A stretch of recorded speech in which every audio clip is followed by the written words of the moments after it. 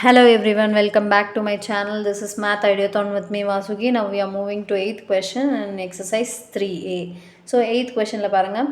A man invests rupees 8,800 in buying shares of a company of face value of rupees 100 each at premium of 10%. If he earns rupees 1,200 at the end of every year as a dividend, find the number of shares he has in the company. Second one வந்து the dividend percent per share. So given பாருங்க,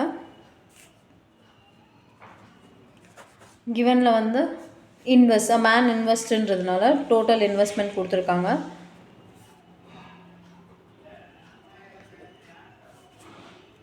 Total investment வந்து 8,800. buying a share face valueன்றது nominal value வந்து இது வந்து number நேமில் கொடுத்துருக்காங்க. So கேர்ஃபுல்லாக எழுதுங்க. நம்பர்ஸ் மட்டுமே ஃபோக்கஸ் பண்ணிவிட்டு இதை மிஸ் பண்ணிடாதீங்க. ஸோ நாமினல் வேல்யூ வந்து 100. ஸோ ப்ரீமியம் வந்து 10%. And if he earns 1,000 earning வந்து அவனோட ஏர்னிங் வந்து சொன்னாங்கன்னா அது வந்து இன்கம்னு சொல்லலாம், இல்லை டிவிடெண்ட்னு சொல்லலாம். ஸோ டோட்டல் டிவிடெண்ட் வந்து கொடுத்துருக்காங்க.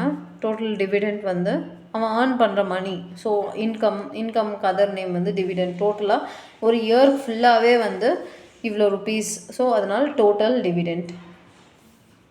நெக்ஸ்ட் வந்து அவங்க டு ஃபைண்ட் என்ன கண்டுபிடிக்க சொல்லியிருக்காங்கன்னா நம்பர் ஆஃப் ஷேர்ஸ் கண்டுபிடிக்க சொல்லியிருக்காங்க. And second question dividend dividend percent per share.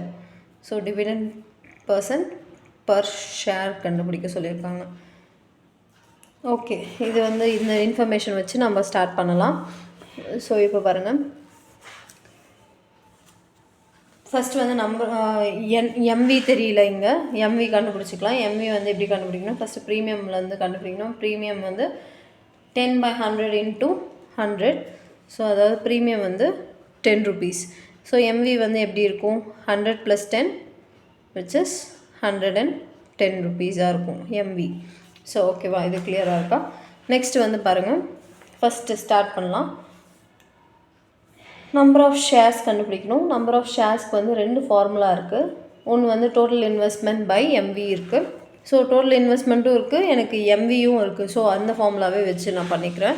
So total investment by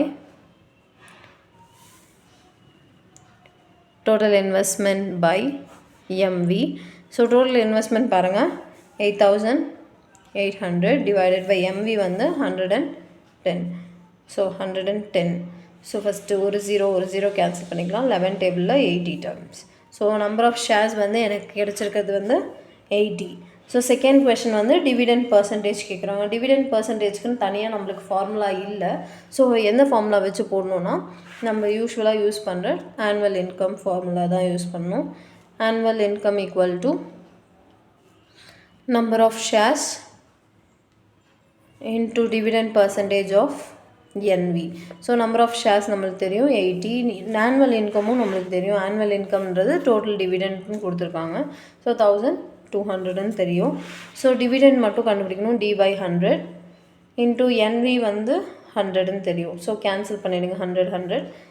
so 80 into D equal to 1,200. டியை மட்டும் ஒரு சைடு வச்சுட்டு 1,200/80 கேன்சல் பண்ணுங்கள் ஜீரோஸு. நெக்ஸ்ட்டு 8 இது வந்து 2 times 30 times and 1 time 15 time.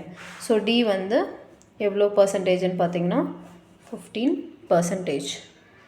Answer வந்து ரொம்பவே ஈஸியாக இருக்கும்.